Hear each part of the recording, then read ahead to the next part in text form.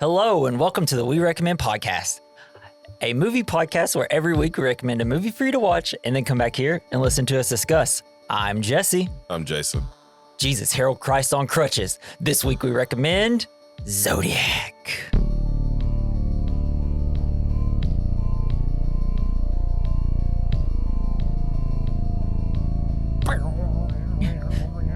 Jason. Yo. I think this might be my favorite movie ever made. Really? Yeah. That's awesome. Holy shit.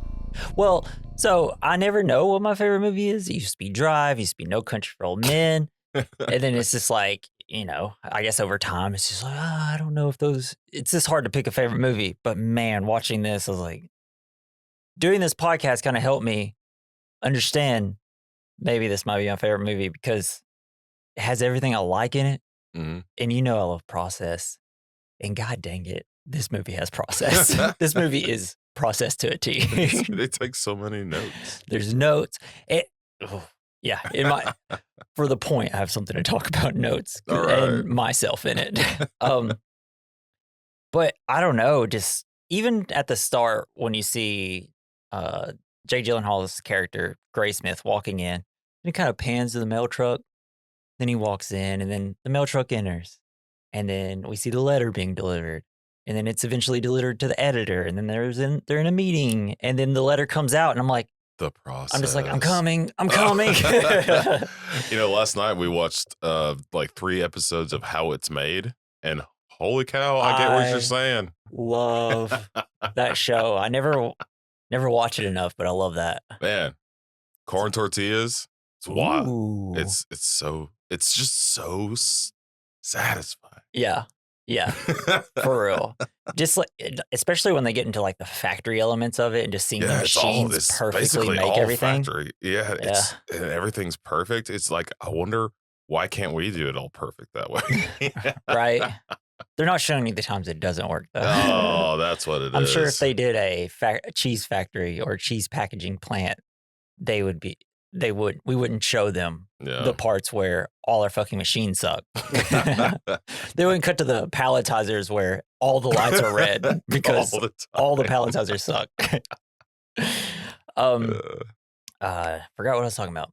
Anyway, process of murder. Well, and then just and like mail. the detective stuff. Oh, best detective. Is this potentially the best detective movie ever?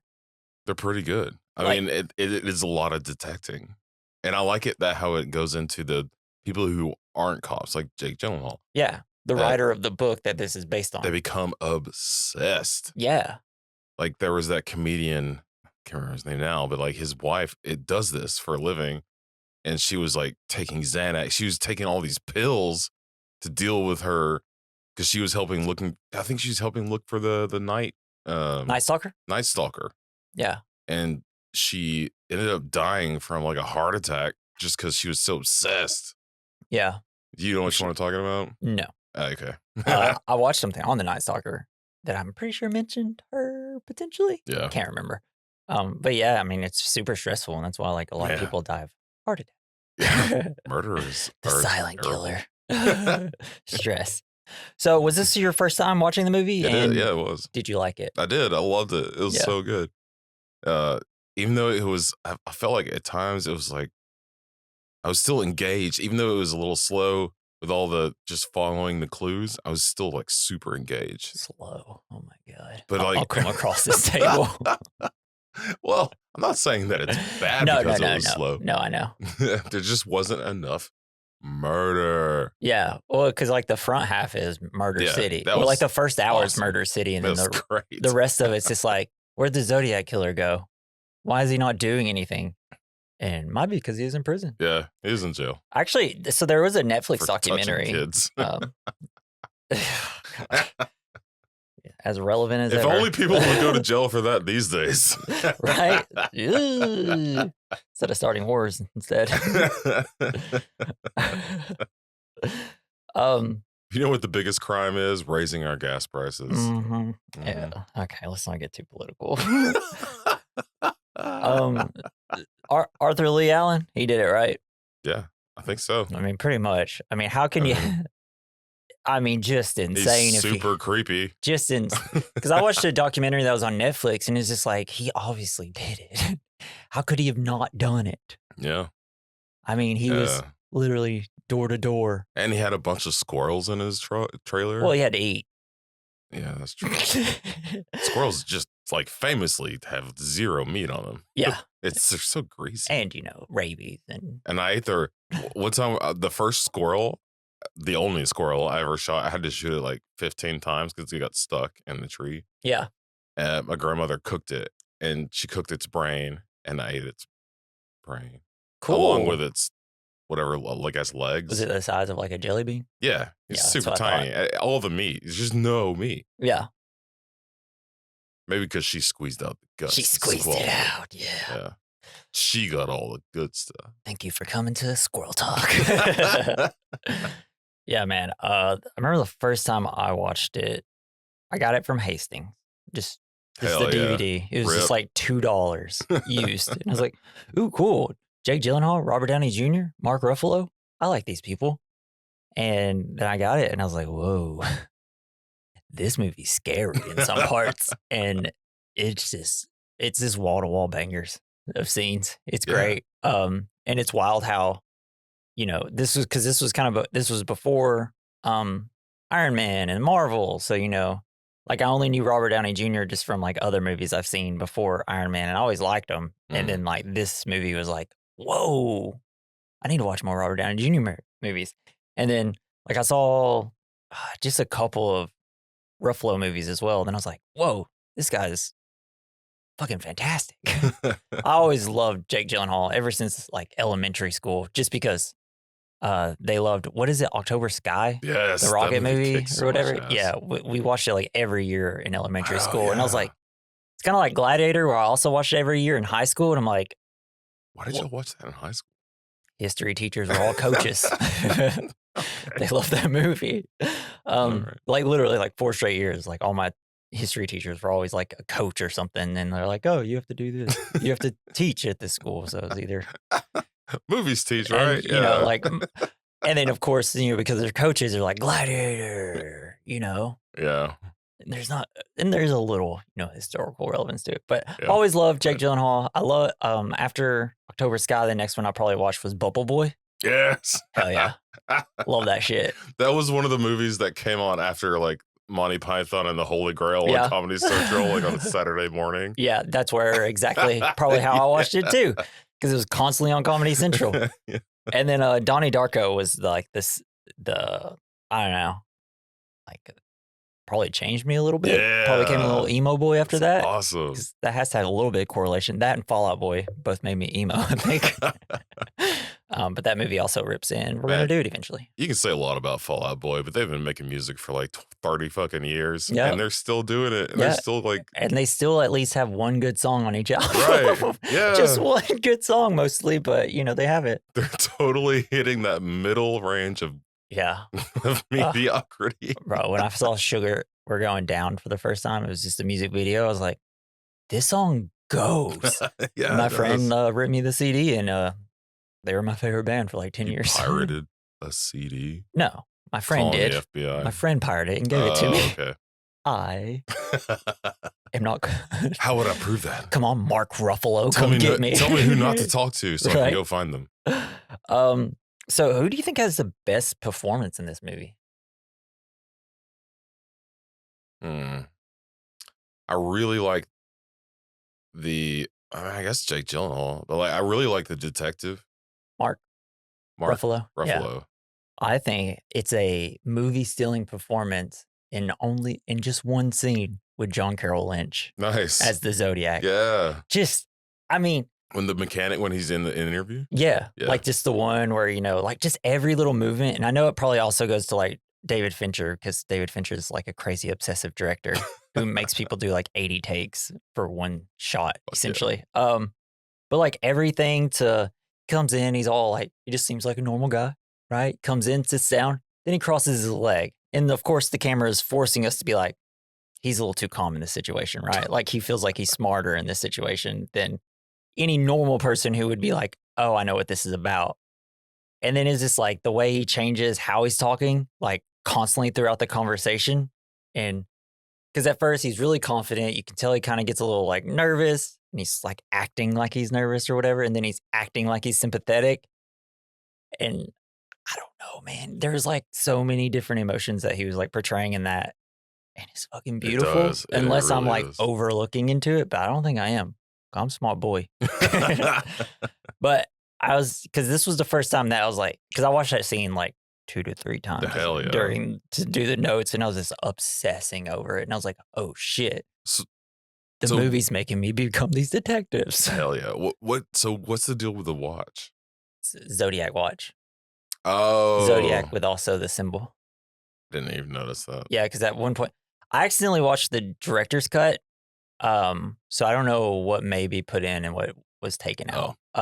But yeah, because at one point Robert Downey Jr., when he's like, dude, fuck this guy. He's probably not even actually killing anybody. And then he like shows him like some evidence that might prove that. And then he's like, look, it's a Zodiac watch. He didn't even come up with it himself. It literally says Zodiac and has the exact same symbol. And you're like, oh. So. No, that part wasn't in it.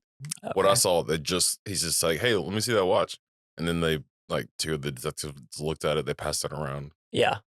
Yeah. So it's supposed to be a Zodiac watch. I don't know. I just think that. And then it'll definitely, after that would either be Jake Gyllenhaal or Mark Ruffalo. And, Robert Downey Jr. is doing his Robert Downey Jr., but he's fantastic at it. He was fantastic. Yeah. I love whatever. It's like I want to move onto a boat. That drink, the blue drink. He's like, what the hell is that? I don't have any blue like 5 drinks he's had of it. It's so good. So have you big fan of David Fincher? Yeah, I think so. So like, what would be your favorite movie of his? He did Fight Club, The Game, Man, Gone Girl. I know I watched Fight Club like a billion times. Every dude did at some point. He did 7. Zodiac, obviously, Mank, The Killer, Alien 3, and I don't think I'm leaving any out. I'm just gonna go ahead and say Fight Club. Fight Club, yeah. Yeah, that one's good. The more I've watched it, the more it's kind of like lowered in my list. It's still probably in his top 5 movies. If I were to watch it now, I'd probably be really upset. It's like, but I remember loving it. Yeah, it's like sometimes like I was like, man, I love this movie so much. Like, is it because I'm a boy? Maybe. Yeah. But then like now, if you watch it, it's like, oh yeah, fuck consumerism, right? Yes. Which is what it's all about. Hell yeah. It's great. And jizzing into soup. Yeah. Some jizz soup. Meatloaf's in that movie. It's great. Bob. I definitely think it's either this one, maybe 7 for me. I do love detective shit, man. Yeah, detective stuff is great. Yeah. And I remember being so disturbed by 7. Mm-hmm. Because when I watched it, I mean, the last time I watched it, I was a teenager, and I was definitely into like the whole evangelical thing. So it was really like, I was terrified. Mm-hmm. Like when he cut off his fingertips. Yeah. That was so gnarly. I know, it's crazy. And the whole penis blade thing. Yeah. Ugh. That was the part that really, like, when I first watched it, I was like, oh no. No shit. So the world is evil, huh? yeah, man. I don't want to miss out on these 3 movies. He also did Girl with Dragon Tattoo, fucking rules. That was it. You haven't seen it? It's really good. Social Network, kind of forgot about that. Yeah, we did that one. It's kind of like the best movie. That was really good. That decade. God, and then Benjamin Button and Panic Room. I haven't seen Benjamin Button, but I have seen Panic Room.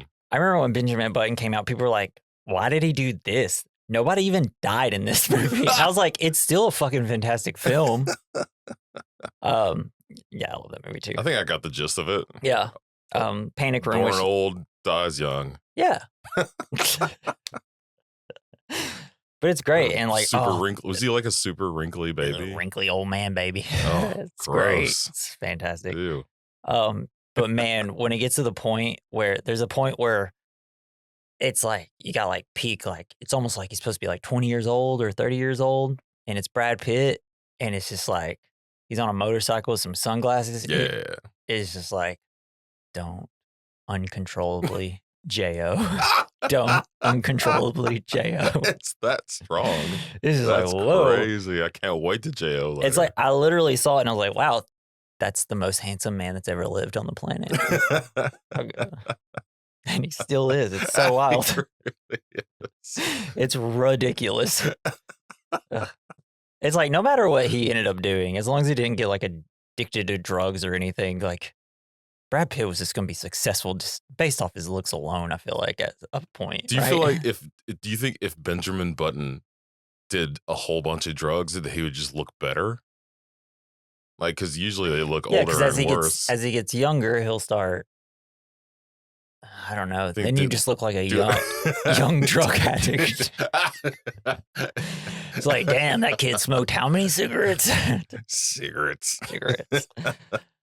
All right. So the shooting script was 200 pages long. If you think about it, it's a minute a page. Usually whenever you think about scripts, that's usually how you characterize it. It's a minute a page.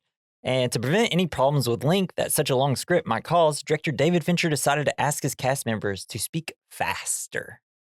So that's why everything's just like, that's why. More clues. So that's whenever I was kind of getting, couldn't wait to get to this part because whenever you said it was slow, I was like, what are you talking about? They're speaking so fast. You have to pay attention as hard as you can.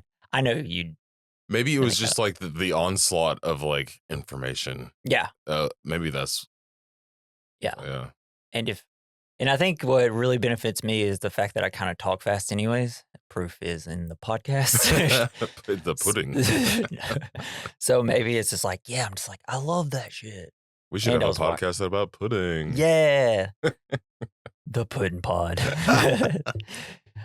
So because he wanted the film to be as accurate as possible, David Fincher decided not to depict any of the alleged Zodiac murders for which there were no surviving victims or witnesses. It's also why they start with the second murder instead of starting with the first murder, which was the 1966 one, because there was like, you have no idea what is true and not true in that one because, I mean, really, it's circumstantial evidence, which technically I guess the whole thing is. So I don't know. Right. Do you think it's because how like some serial killers kind of ramp up what they do until they find their niche? Yeah, right. Because like most people, like everybody loves true crime now, right? So usually it's like at first you're just kind of weird, you kill some pets, and then you like you stick some squirrels in the freezer. Yeah. You're like, I fucking love this shit. Yeah, this is great. Probably how I started killing squirrels, right? And then, you just kind of slowly build up until you finally kill somebody, and then you start killing more and more, right? Yeah, God, I love killing. I just love it. What day is it? Tuesday? Damn, I haven't killed anybody since Sunday. So, when Mark Ruffalo met David Toschi, the investigator he plays in the film, he was very impressed to learn that Toschi had perfect recall of every detail of every case. Goddamn. Because, he obsessed over it. That's wild. Something that while watching the movie, I was like, damn, we have it so much easier these days. Have you ever seen like a detective in the wild, like in real life? Like, no, just when I went to jury duty. I saw. Oh wow, shit, man. Well, just because the detective. Is it a murder? No. Oh, okay. Anyway, I saw one on my street, and he was like looking around because there was a murder on our street. Holy shit. Like 2 houses down. God. This dude fucking blew his girlfriend away. I remember when you told me about the that. The house is up for sale now if anybody's wanting it. Ooh, how much? He wants to be my neighbor. Murder. Too many trees. Murder house. He's got a bunch of trees. Don't do it. He looked fucking rough, man. Did he? Like, I don't think I'd ever seen like a detective that had looked ever. But like he looked like he had not slept in like a week. Really? He must be like a homicide detective then. Yeah. Because when I went to jury duty, it was a drug case, and the guy looked like buff and honestly handsome AF. Oh, yeah. I should just let him go. He's handsome. No, the detective, not the the drug dealer did not.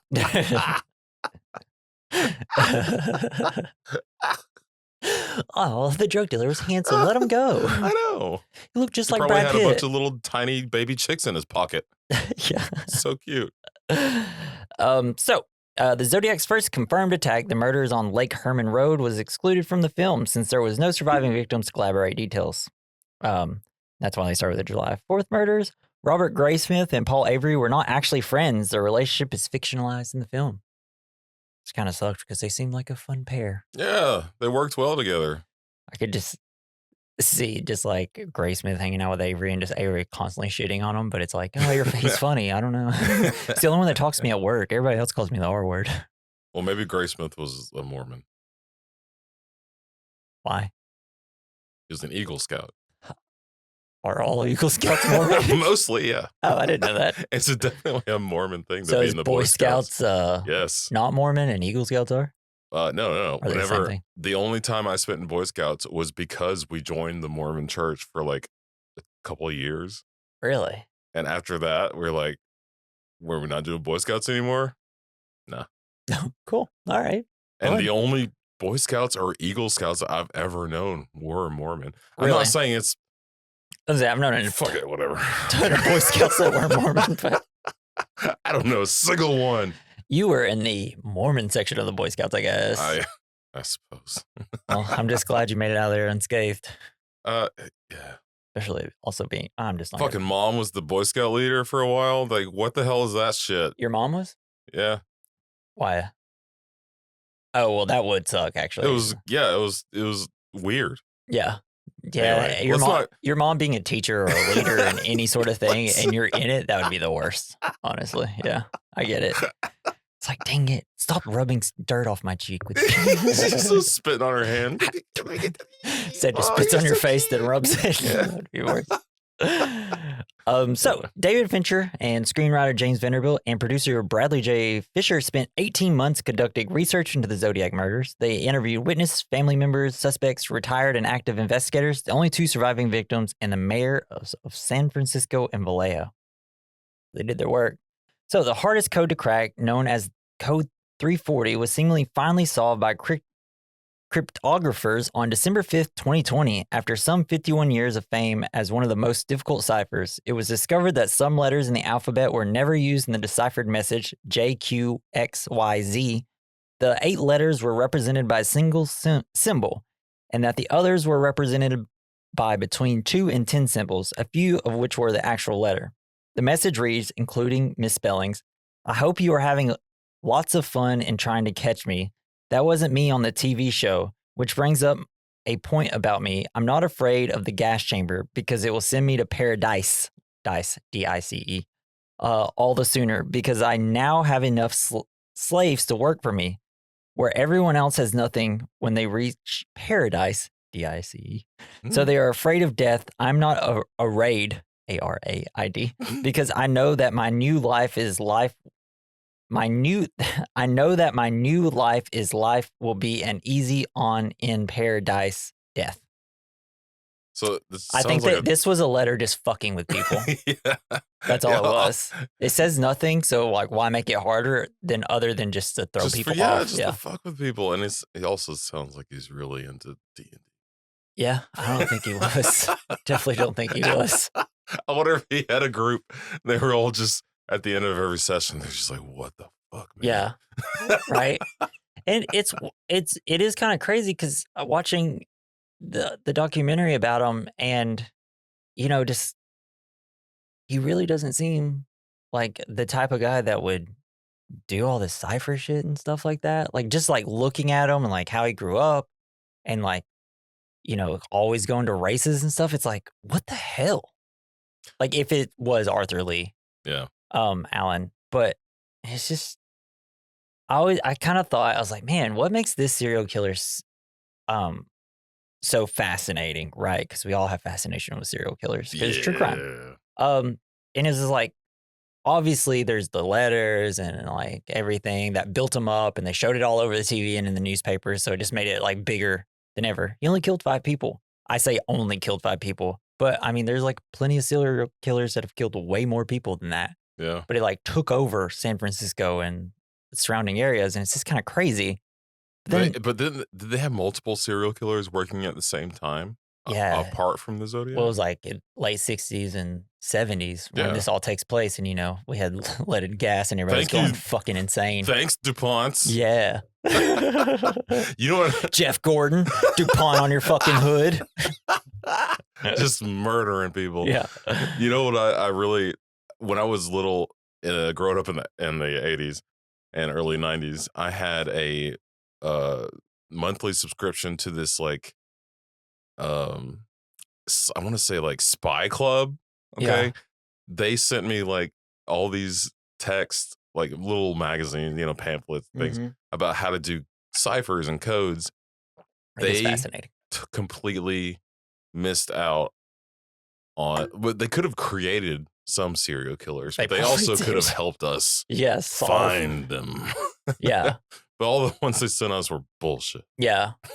Well, it's like while watching this, I think it kind of clicked on, well, obviously everything I said earlier was, makes it fascinating. But then after watching a doc and then rewatching this, I'm just like, it's just some guy. And I Yeah. think that's truly what's the most fascinating part about the thing. It's like this guy that lives in a trailer full of squirrels is capable of doing this, Yeah. right? The ciphers and like manipulating the newspaper and the police and just like driving people up the fucking wall.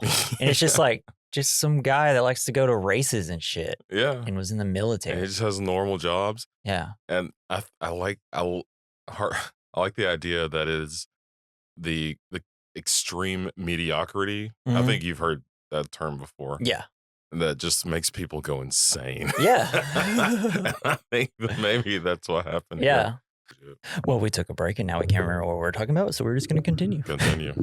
The So- show must go on. David Fincher recalled how, as a child, he came home from school one day after noting how a police car had been following his bus. His father matter-of-factly replied, "Oh yeah, there's a serial killer who's killed 4 or 5 people who calls himself Zodiac, who's threatened to take a high-powered rifle and shoot out the tires of a school bus and then shoot the children as they come off the bus." That's awesome.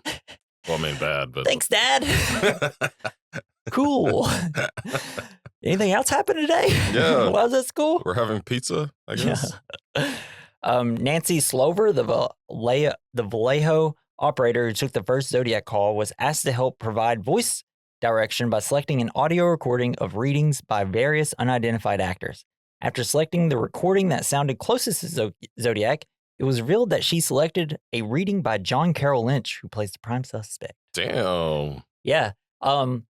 So, we were discussing about like how I thought he was probably the best actor in this. Oh, he's so intimidating. How is he so intimidating? He looks like a little teddy bear, Yeah. but yet like somehow that's scary, right?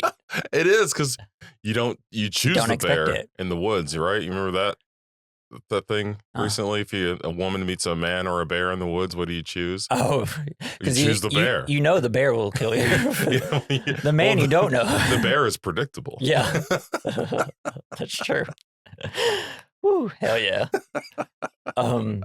So George Lucas gave an interview to Empire Magazine, once stating that the Zodiac murders captured his imagination at the time as a high schooler and then college student at USC. And he always felt like Tashi was harshly judged for how the investigation was handled. He explained this is why he named a location on Tatooine Tashi Station in honor of the Damn, San bro. Francisco Police Department. Fuck. Do you think that's what Star Wars is all about? It's all about the Zodiac Killer. Damn. Emperor If Palpatine only- is Arthur Lee Allen. If only, man. That's crazy. Yeah. When I read that, I was like, God, I hope this isn't just some lie on TV. I mean, it's in Empire Magazine, so, It's got to be true if right? it's in a magazine. But George Lucas is also known of saying things after he made something. So, that was the plan the whole time. So, believe what you want to believe with him. So, Robert Downey Jr. was so unaccustomed to the experience of both David Fincher's multiple takes and the process of filming digitally that he rebelled against Fincher for having no time to get my shit together in my trailer by hiding mason jars full of urine on set. Downey What? finally acquiesced to Fincher's demands, recalling, "I just decided aside from several times I wanted to garrote him that I was going to give him what he wanted. I think I'm a perfect person to work for him because I understand gulags." Yes. How does he understand gulags? I don't know. Robert Downey Jr. went through some tough times. Yeah. Well, he was in jail for a lot, and he had a drug addiction and things like that. DUIs and all that. Yeah. And then he's Iron Man. Now he's Iron He's Man. every kid's hero. Hey, he got clean. That Did he? he doesn't do drugs anymore, and now Wow. he's like an advocate of helping people Man, what's get that off drugs like? and stuff like that, and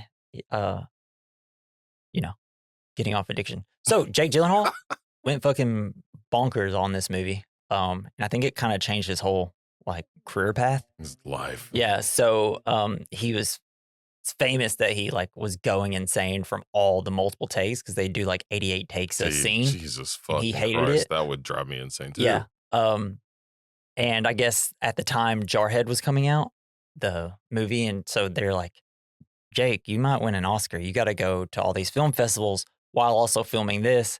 And Fincher was like, yeah, he's all distracted and stuff all the time, or at least that's Fincher's side of it. He's like, yeah, he was just distracted. It's not his fault, but I like he could have done better and stuff like that. And it's like, golly.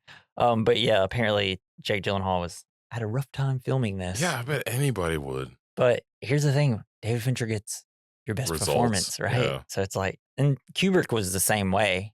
He would do thousands of takes. What? Well, not thousands.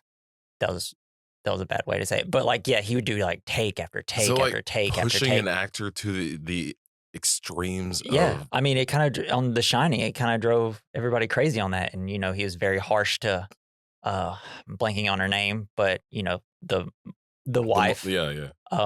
Shelley Duvall, I believe that's her name. Yeah, and like was Olive, would like Popeye's wife. Yeah, would like berate her and stuff to get her in that mindset of being that character, and that's why she's so good in it. But also, it's like, Kubrick, we're fucking acting here. Okay, let's calm down. Okay. Wow. So Mark Ruffalo said, if you get into who these cops were, you realize how they have to take their hunches, their personal beliefs out of it.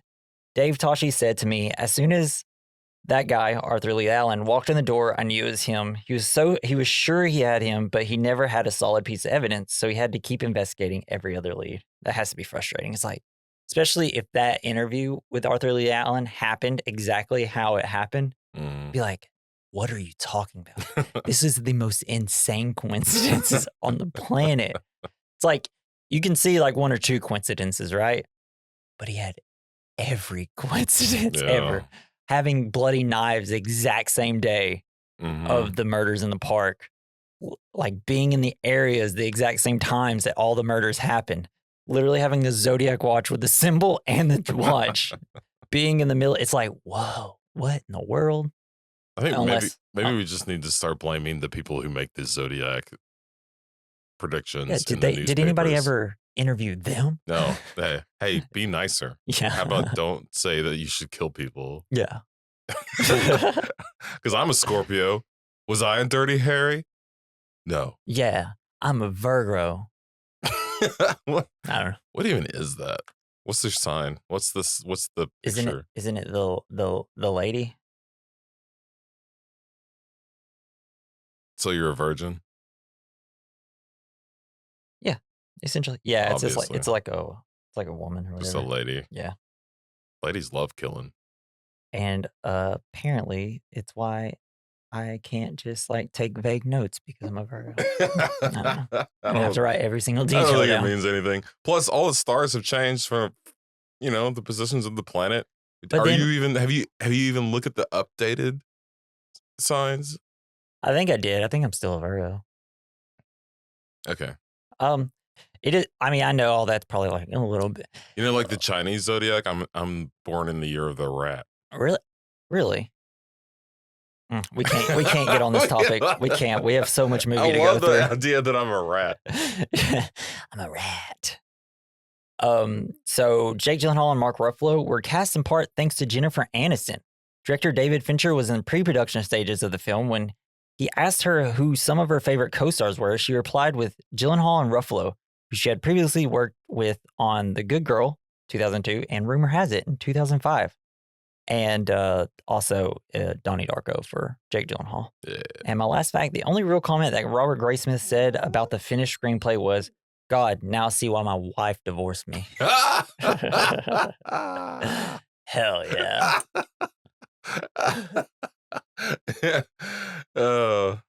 Captain Hindsight showed up. Yeah, it's like, hey, man. it was probably the scene where the wife comes home and you have all like the house is filled with like files and stuff. Because they were like separated at that point. As he was like trying to write his book and stuff and figure out the case. That was probably the scene where he's like, maybe I went too far.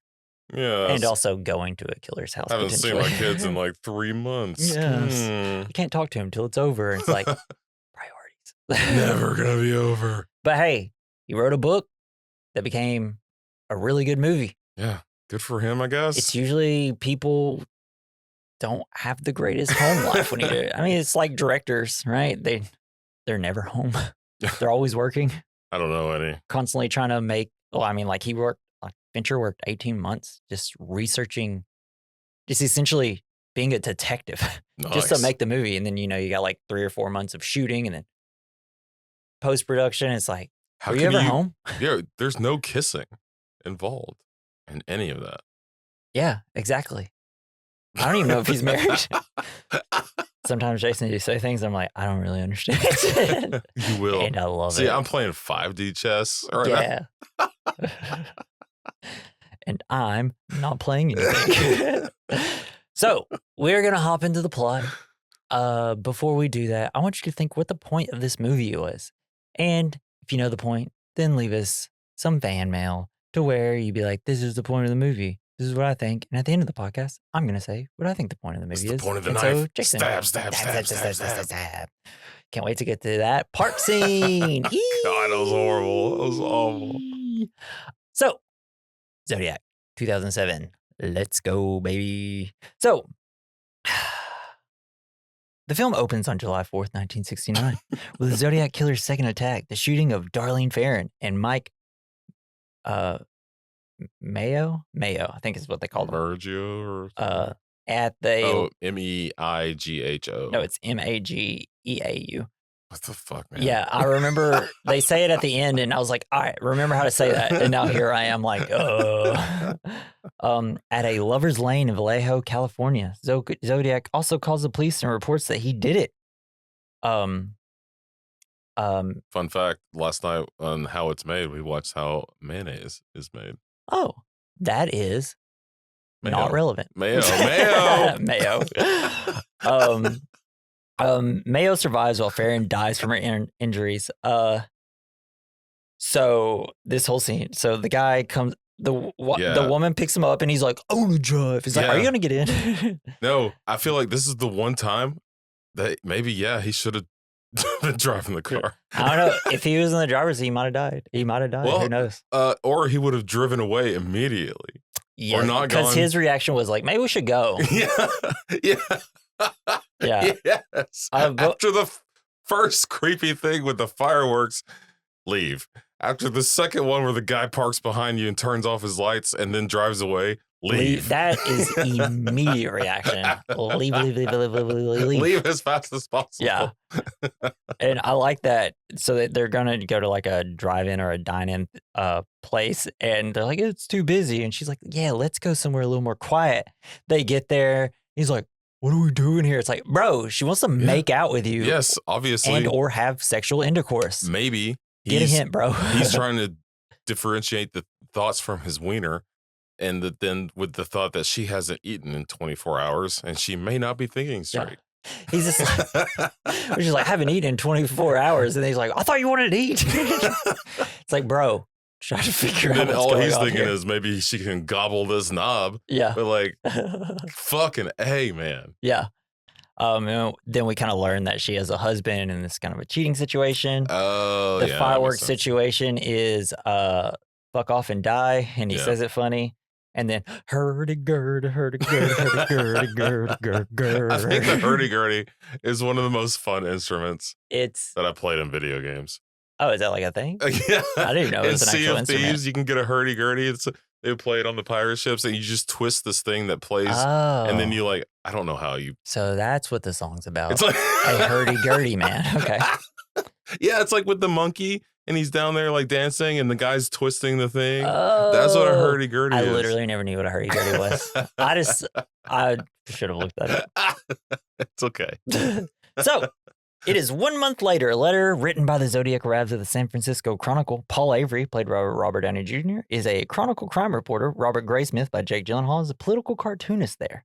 The newspaper receives encrypted letters that the killer sends, telling them to put the code on the front page of the paper or he'll kill 12 people. Man, it's It's like you should have put the code on the back of a cereal box. Yeah. Then everybody figured it out. Yeah. Well, I mean, they kind of did. Yeah. Police also got the same letter with a different code. I love the following the letter to the mail truck to the editor. It's it just makes you think of like, wow, it was just a mundane day, and then the world was into all of California was taken by storm by then one someone letter. got a Sudoku. Yeah. What?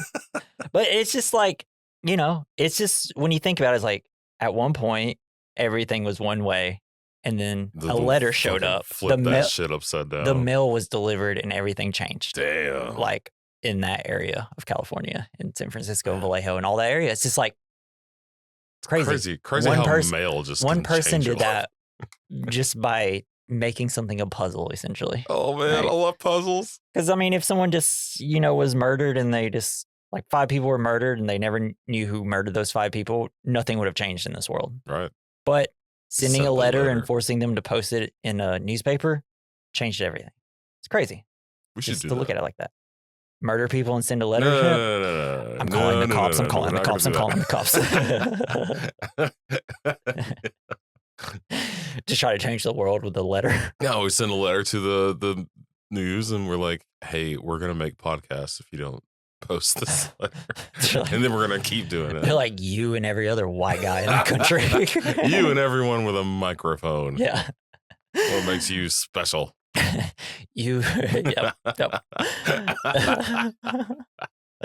So, because of Graysmith's status as a cartoonist, he's not taken serious by Avery and the editors and is excluded from the initial details about the killings. Despite his interest in the case, we see multiple people trying to crack the code, but as a history teacher who figures it out. This is like him and his wife. You want to try this? It's like the morning paper. Yeah. Like, Thank you, retired people. I used to love doing the morning crosswords. I'm so bad at crosswords because I can't spell. I feel like if newspapers really want to make a difference, they should just start making puzzles with the Zodiac puzzle. Mm-hmm. Today's Zodiac puzzle. Honestly, I would love to just get. I should look up just like a book of like encrypted like ciphers and stuff, and just try to do them. That'd be fun. So, in particular, he is drawn to the encrypted code that is included with the letters and is given access to one. When he is able to make several correct guesses about the killer's actions, like he's not going to put his name in it, Avery begins sharing information with him because he's like, oh, well, you're the only one that thought that, so what's up, guy? So the Zodiac killer attacks again in what I find to be the most horrifying scene of the movie. It was fucking crazy. It's stabbing Brian Hartnell and Cecilia Shepard at Lake Berryessa in Napa County. Shepard dies as a result of the attack while Hartwell survives. The Zodiac leave a writings on their car and calls the police again because people were going to ask if so like while it's like how the whole scene was set up, right?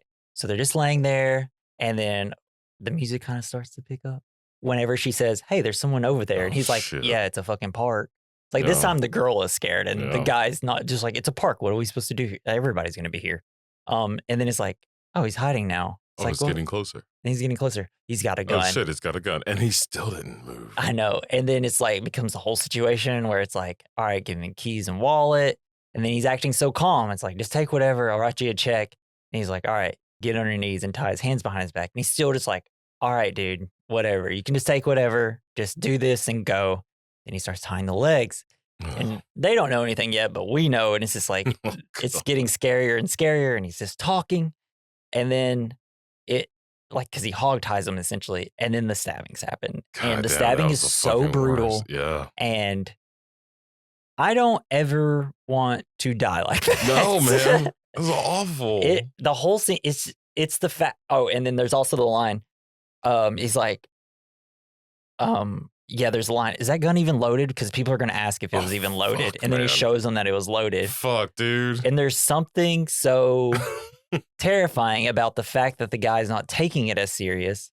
But me getting mugged, I completely get it. Because at first it was like nothing. And then I was like, wait, what's happening? And then it was like, oh, fuck, good thing I didn't get shot. Yeah. Or stabbed brutally. But yeah, I guess it's just the broad daylight in a park and stabbing is a very violent and intimate death Yeah, man. And and it, attack. it looked so like he didn't want them to die immediately. Yeah. Because you would, if you want him to die immediately, you stab him in the heart or something. Yeah. You just stabbed him in like all over the It was place. just like all over. just someone enjoying killing someone. Man, God. And he seemed to enjoy killing women a little bit more. Yeah, I'd say so. And I think in like the documentary, they did say something about him potentially being gay or something like that. I can't remember. Oh, he hates But he did that have a he's wooden gay. dildo in his room. So I saw that. Yeah. A real peg. Mhm. I wonder if it was a real peg leg His nickname was Peggy. from a pirate. Peggy. But yeah, so this was last week when I told you there's like very horrifying scene. This was a scene that I was talking about. realized that. It was. Yeah. It's kind of what makes this movie more brutal than any other like serial killer movies It's that you kind of fucked think up. of. Because even in 7, you don't really see Yeah, you most of don't- the killings. You right, like, get you there only see the later, aftermath. and this one it shows the Oh, killings. fuck. All because there was a survivor. Worst day of your life though. That's for god dang sure. Yeah.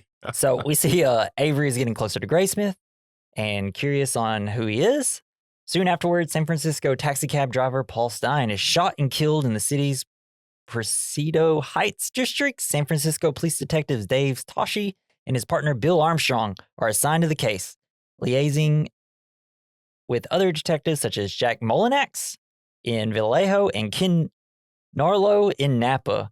I love the overhead shot of the taxi. Yeah. Fantastic. The lamp bit, whenever he gets the call and he's like, yo, me and you lamp.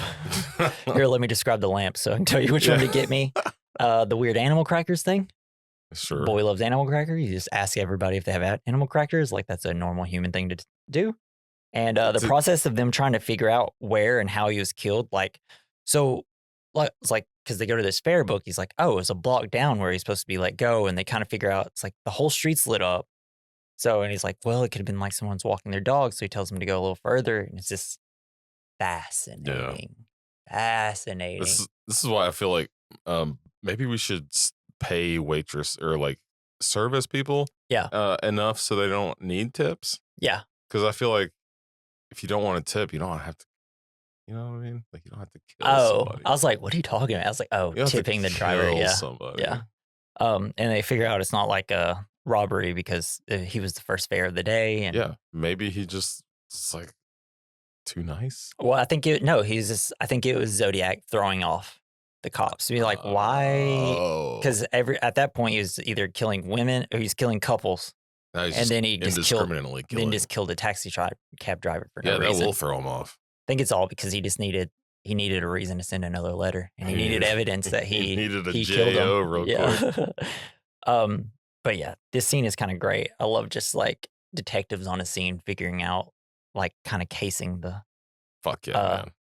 crime scene. It's They great. should have done it like the Boondock Saints, how they do it all in reverse. Oh, the movie?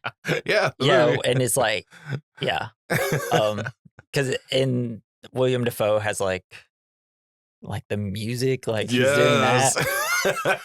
That would have been I need to silly. rewatch that movie. I remember watching it being like, this has a lot of style. Yeah, I love William Dafoe. in that Yeah. one. So the Zodiac sends another letter and a piece of a bloody shirt. This time he is threatening school kids. What did he call them? Little darlings? Yeah. Something like that. The newspaper is going to run the letter without the threat on school children. Graysmith has a kid and is anxious. And he like lets the kid get on the bus and he's like, well, I'll just drive him. I'll drive him. I'll drive him. Man. It's like, yeah, dude, obviously. Yeah. Fuck, man. So Dave takes the letter to a handwriting expert who played by what's his name? Philip Baker Hall, one of our just a fucking wonderful actor that appears in like 1 billion movies, and you're like, hey, that guy. So Dave takes the letter to a handwriting expert who determines the letters are the same. Bill wants them to release the information about him killing school kids. In a series of phone calls, we learn the first victim skipped town as soon as he was out of the hospital, so Dave and Bill can't question him. He's just like, yeah, we showed him like 1 billion different people's pictures, and it was none of them. And then as soon as he got let out of the hospital, he booked it. Fuck yeah, man, I'd leave too. It's like, same. I got shot like 8 times by this guy. I just feel like, here's my phone number, though. If I can help in any way. Yeah, dude. Like, you want to, I guess, I don't know. You don't catch the guy, you think. But he's also young and was already couldn't catch a hint that a girl wanted to have sex with him. So yeah, it's rough. He's just like, I got to get out of here. I'm not fit for California. Same way. So they learned that the killer wore military-grade boots because of the boot prints. So they believe it had to be someone in the military, because I guess at that point you couldn't get those unless you were in the military. And this is, I put in my notes. I feel like they should still keep doing that. Yeah, right. Right. Yeah. Anyway. I put in my notes, it's crazy how hard everything was back in the day, right? Because there's no email. Right. So like everything's got to be sent through the mail, because as he starts talking to other detectives, they're like, well, we don't have that. Well, we don't have this. Like, I think they had the very early stages of faxing. Well, because like some of the police departments didn't have fax yet. Like, so we don't have a fax machine. It's like, well, I'll have to mail it to you. It's like, well, I'll mail my thing to you too. And it's like, go to a fucking library, guys. But it's just kind of crazy, because now it'd just be like, yeah, I'll email that to you. Yeah, that's all it'd be. This whole like months of investigation could have been shortened down to weeks. And they probably would have got him. Right? It's insane. So 2 cops saw a guy. And then we cut to like them talking to 2 cops that saw a guy walking near a taxi cab shooting, where the taxi cab shooting took place, but they didn't stop him because they were saying that it was at first it was said that it was a black guy that did the killing. So they were looking at a black guy and this was a white guy walking. Right. And it's just like one wrong detail ruined everything. They could have caught him right then and there. Racial profiling has never ruined anything. Yeah. What are we talking about? Right. And it's just like, don't say what color the guy was because it was nighttime. How do you know if you're seeing it in a house where it's lit up in your house, so it makes it harder to see out, and you're just going to assume it was a black guy? Racism. We would have probably caught the Zodiac killer if it wasn't for racism. So if you're racist, maybe don't be, because they could have caught the Zodiac killer. You'd be a much better killer. I mean, honestly, so many crimes would have been solved if it wasn't for racism. Yeah. Like, I mean, in true crime podcasts all the time, it's like people are misled because they thought it would be a certain type of person. Asian. So we see Dave and Bill discussing the case while Avery and Grace Smith are doing the same thing. They all realize at the same time the Zodiac is breaking his pattern by killing the cab driver. I love it. That was some of my favorite shit in this movie, is whenever they'd have 2 people talking and then other 2 people talking. They're talking about the same thing, and they keep intercutting between them having the same conversation, and they both come to the realization at the same time. Yeah, that's cool. Filmmaking, baby. I think rock damn hard. That's what the great thing about puzzle solving. I mean, I've never done it in a group setting. Yeah, I don't think. Yeah, but same. Like, it's super cool. Yeah, except I don't know. Usually, I feel like egos kind of get involved in group settings. For sure. Yeah. So Dave receives a call saying the killer wants to speak on TV, so they call him Brian Cox, baby, who plays Melvin in this film. They want to keep him talking. I love it when they pick up Melvin. He's just like, "Are these windows bulletproof?" And he's like laying in the back seat, like the guy's gonna come up and shoot him. It's like Dwight from The Office. Yeah, exactly. It's so good. I love Brian Cox in this movie, though.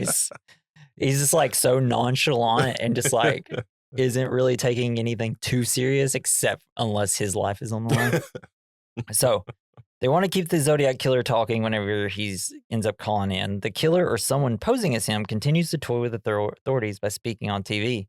They talk about headaches, but the killer stops the call short because of call tracing.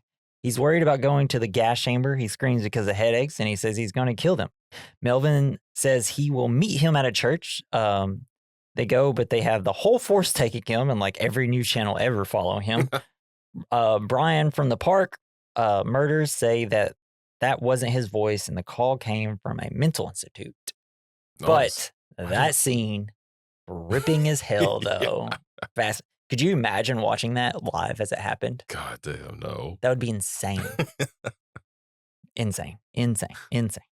So, and then another letter shows at the newspaper, it's poking at the police, and Dave and Bill are there. It's constantly calling piggies, cops. I know.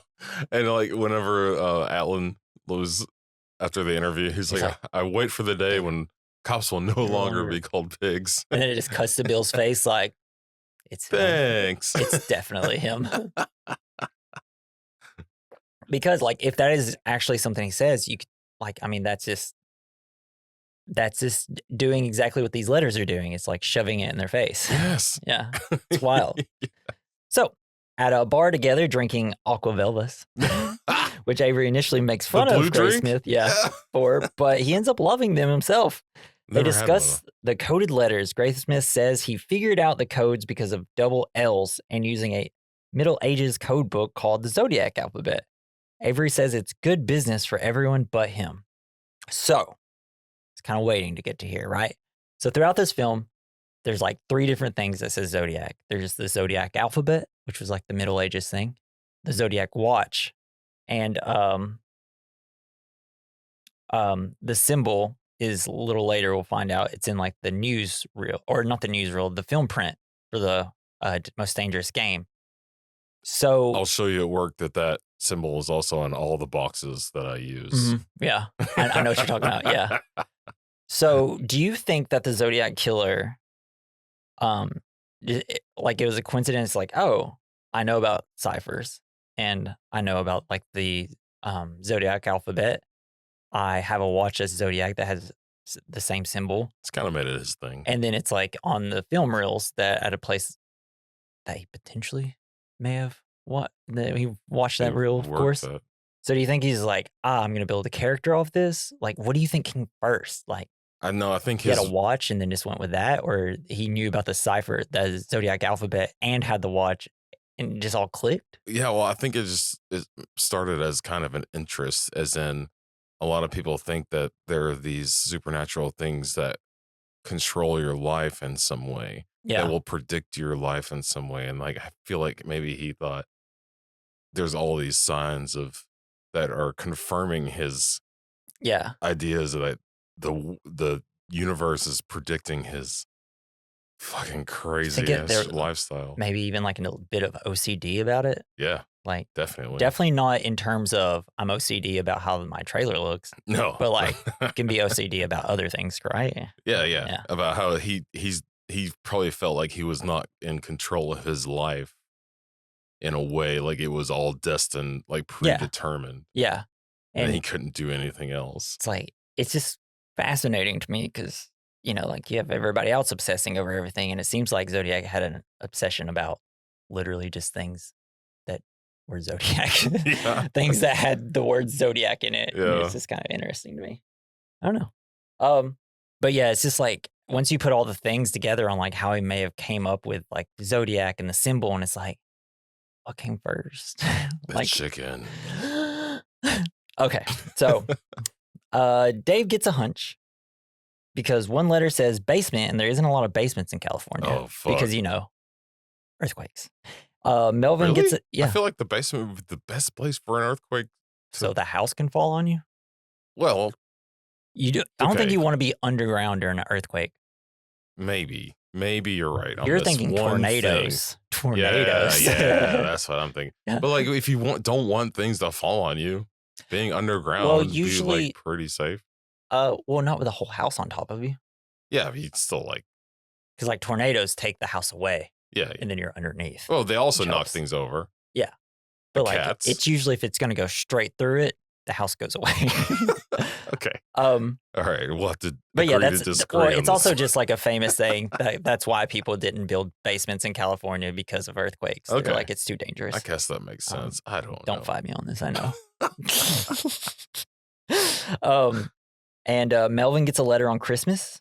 Dave and Bill learn that the Zodiac has been calling Melvin. Merry Christmas, I'm a Zodiac. And Melvin's been big game hunting in Africa, and it's just like, oh, that's fucked up, man. Melvin's not a cool person. Melvin needs to leave.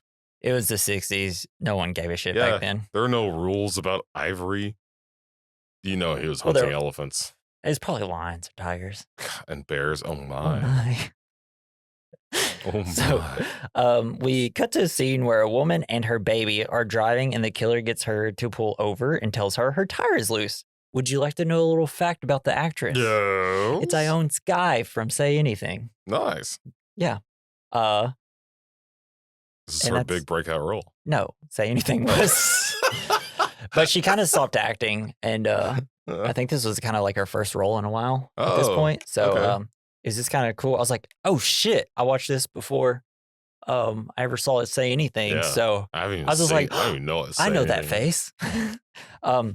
So the killer gets her to pull over and tells her tire is loose. He messes with her wheel and drives off. And I was just like, lady, you just saw him loosen your tire. Thinking on it with a hammer. Well, it looks very loose. It was like, because you could see it's like the lug nut was tight, and then he loosens it, and it's just like, now it's loose. This is why everybody should, learn how to put a tire on yourself, because if that's the way that he tightened it, that's completely wrong. Or just don't ever trust a man ever. Yeah. Ever, ever, ever. Yeah, never pull Unless over. Unless you're already married. Unless it's a cop, never pull over. Or even then. Drive to the police station. Yeah, true. A woman alone with a baby. It's like drive to an area. Yeah. Turn on your cell phone and drive. They didn't back then. They should have. So as she drives off, the wheel falls off. Whoop. Whoopsie. Oh, no, it was loose. He was right. So he comes by and offers her a lift to a service station. He seems weird when he realizes she has a baby. It's like, I didn't know you had a baby. It's like, gross. Is that an issue? It's like, more the merrier. Oh, God. It's like, Never would have helped you if I knew you had a baby. Yeah. Gross. And they pass like a gas station. And he's like, there was a gas station right there. It's like, it's closed. And it's like, before I kill you, I'm going to throw your baby out a window. Aww. And it's like, the baby will learn how to fly, maybe. Yay.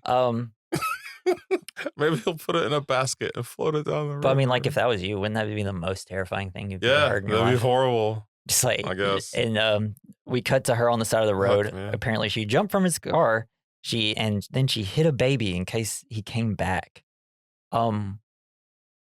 This scene fucking rules. Yeah. Because the whole time he's like, don't pull over. Please, for God's sakes, don't pull over. Oh, man. And then, the baby involved immediately makes it more terrifying. And then just the line, I'm going to throw your baby out a window. But what really caps it all off is when we see her on the side of the road, she goes, it's like, they're like, the people on the side of the road are like, where's your baby? And she goes and picks it up out of the ditch. And it's like, did you hide the baby? It's like, yeah, if he came back. And I was like, chilling. Hell yeah. Chilling. It's like the story of the guy lost in Australia. And he had his 2 kids and he buried them under the sand so they wouldn't get sunburned because he thought they were going to die from dehydration. Well, did it work? Well, no, they lived because someone found them eventually, but he was like, burying my kids. I mean, it's not the worst idea. Well, I don't know, because like sand like gets hot.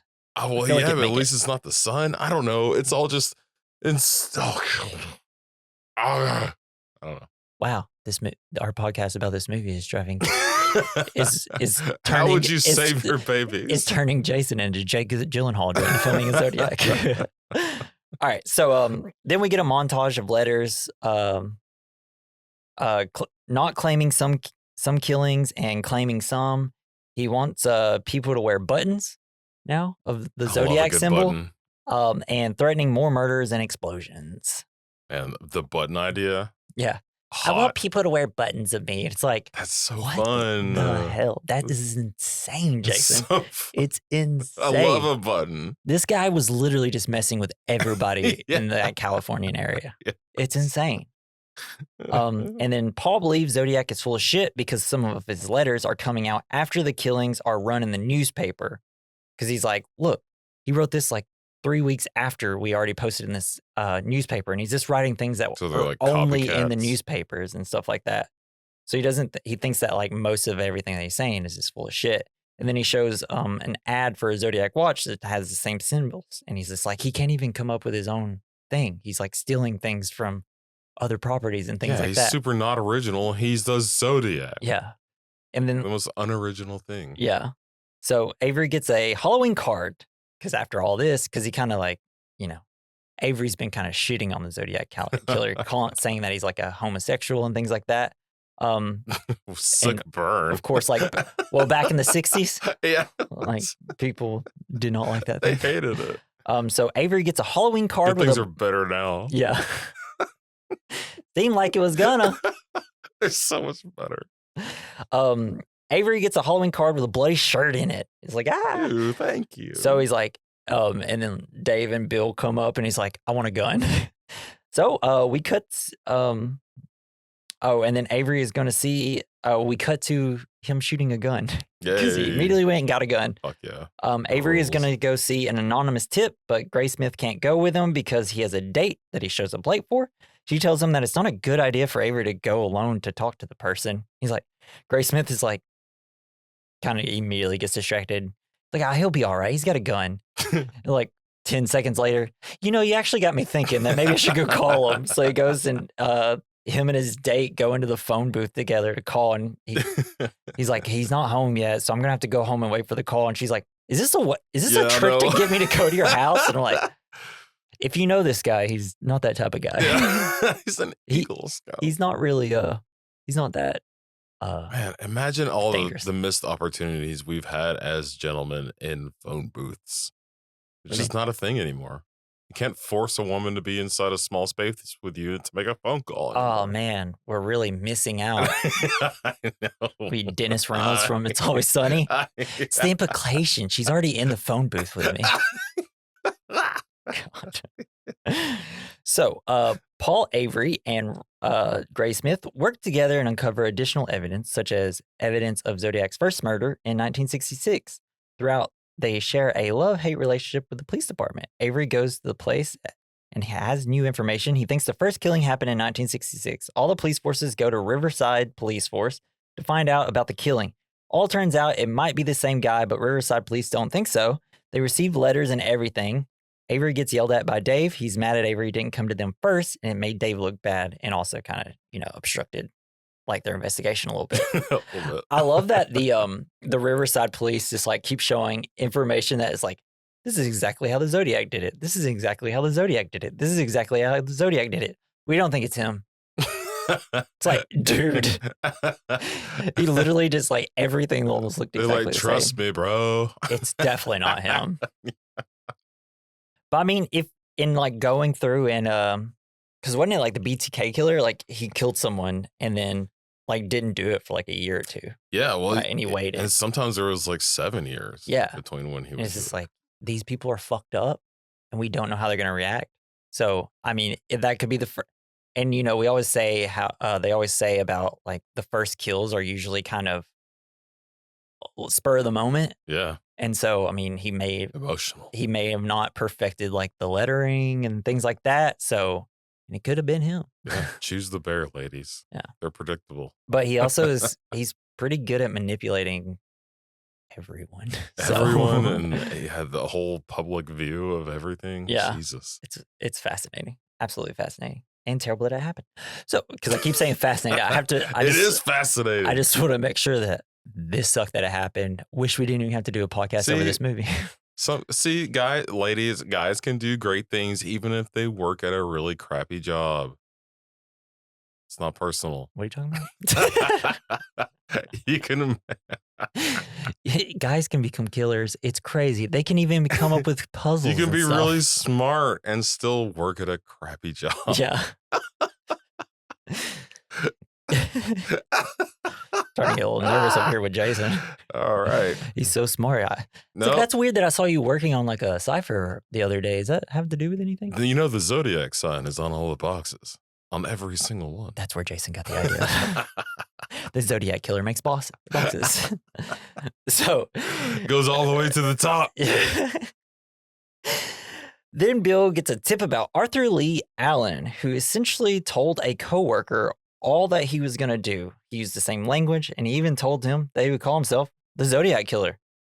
Dave is a little unsure, though. He's like, why would he just tell him all this? Right? But saying you're going to do something before doing it, there's a difference, right? You could say you're going to do this and all this and have all this idea. But, I mean, even before he did it and became a madman, there could have been the idea in his head, I probably won't do it. Just imagine how much. And then he did it and he's like, I probably shouldn't have told that guy. Yeah. Just think of how useful like an outlet like TikTok would have been back then. I'm sure he probably would have just started a cult, Yeah, a squirrel cult. Yeah, fuck, I'm in. Well, like a squirrel Just killing for a cult. little. I'll be in just like I want to pet squirrels. I'll never pet a squirrel. Yeah. Well, if it happened They're today, too fast. You can't catch them. he would have also probably been caught like first killing. If How it was does he today. even catch all those squirrels? Nuts. Squirrel traps. I don't think they're actually even that hard to catch. They make specific traps to catch really? rodents. Yeah. Like peanut butter? Well, I don't know. Raccoon traps, things like that. They're varmint traps. Come on, Jason. Varmints. Get your head in the game here. Maybe I just want to pet squirrel. I saw a TikTok of a guy petting a squirrel and it was adorable. We just because, like we had traps and it was to catch possums and release them in other places. So I've seen many traps like that. Because I'm a country boy. Yeah. Woo! So, in 1971, Toshi, Armstrong, and Molinax questioned Arthur Lee Allen in one of the best scenes of the goddamn movie, a potential suspect in the case. In an excellent scene where they see that he has a Zodiac watch, that one of his favorite books is The Most Dangerous Game, which is, said in one of the letters. And he was in Riverside during the 1966 murder. Because he likes to go watch racing there. And racist. We also know that Alan is ambidextrous, but he tells them that he's not. How did they know teachers, he was ambidextrous? Wish you didn't ask that question because it blew Like, out of my mind missed immediately. that the whole... There was fuck. He's like, I'm writing this with my left hand. I love the murder. Well, right. Because someone that they talked to said that he was ambidextrous. Oh, the writing guy. The writing. No, it was the guy that they talked to that told him like, hey, I had this person that I talked to and told me everything that he was going to do, and turns out he did it. That guy, the guy who's like, yeah, I was fishing with a guy and he said, I want to be a Zodiac killer and shit. Have you ever tried to do things in your offhand? I can't. I tried. You ever tried like even? I can barely write with my dominant hand. Have you even tried like throwing a stick with your offhand? It's ridiculously funny. I have cousins that learned how to throw a football with their left hand, and it made me jealous because they were really good at it. Stupid. Yeah. That is so dumb. How does that happen? What do you mean? Like trying to teach yourself how to do something? How do you do things better with your bad hand? They didn't say you did it better. Oh. No, they just said... Well, your football friends did. Well, you didn't do it better than throwing with their right hand, but they threw pretty well with their left hand. Okay. But he was also, we learned he was fired from a school for molesting students where one murder took place. Yeah, that's problematic. Visits a lake very often where the murders of or the attack on that one couple was. Little murder lake. Had a bunch of bloody knives in his car the day his neighbor saw him returning from the lake, but that's because he was killing a chicken. Oh, I thought you were going to say fish. Bro. You could have been gutting a fish. And like, this is one of those things. I just go to the lake to kill chickens. So, well, those good old lake chickens. No, he said it fucking great. He didn't say he was like so he didn't say he killed the chicken at the lake, Jason. He just said he was killing the chicken, like I guess around his house for dinner. But this is one of those wild lake chickens. This is a classic, like a serial killer thinks they're smarter than the police. Yeah, obviously, because he just says that information just because it's like almost like he's messing with them. He's trying to throw him off, but like because then he quickly says like, and I told him that they could and you could talk to the guy, but he died of a heart attack. You could even talk to the chicken, but he also got stabbed. Yeah. But it's just like one of those, because whenever he says it, and like now that when I first watched it, I didn't really watch true crime, but now that like I listen to podcasts and me and my wife watch shows about it, I'm like, that's something that fucking happens in interrogation rooms all the damn time. And it's just like, why didn't these officers listen to these same podcasts and watch these same shows that I watched today? Yeah. Because they didn't exist. Sure. Or whatever. So they go to his brothers to analyze the letters. They say that he spells the same words wrong when they receive Christmas letters. Like it's the way he spelled Christmas is like Christmas or something like that. And he's like, yeah, he spelled it the exact same way in this letter as he did in my Christmas card. And it's like, it's probably because it's him. However, a handwriting expert, played by Philip Baker Hall, insists that Allen did not write the Zodiac letters, and Dave learns that they can't get a warrant to search Arthur Lee Allen, essentially ending their search of him. Because they're like, well, you need more evidence. He's like, that's why we need the warrant. To get the evidence that that what he would be hiding inside of his house. Yeah. But that's kind of like the problems that like detectives have to face. It's like, well, we can't just barge into every house just because of a hunch. Not anymore. Yep. Well, unless you're Ice. not real to yeah.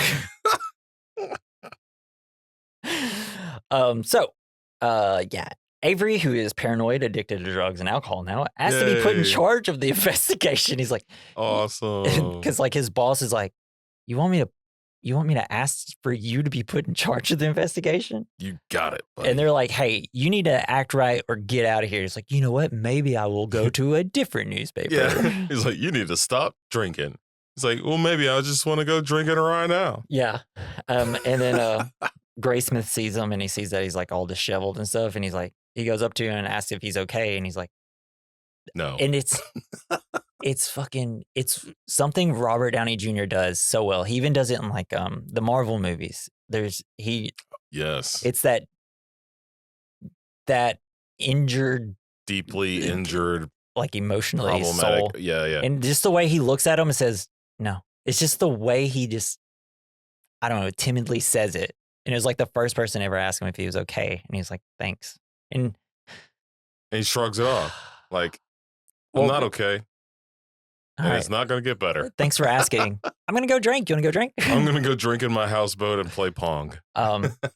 But it's just like one of those situations where like that was him asking for help, I think, in that little situation. But no one helped him. So yeah. Jake.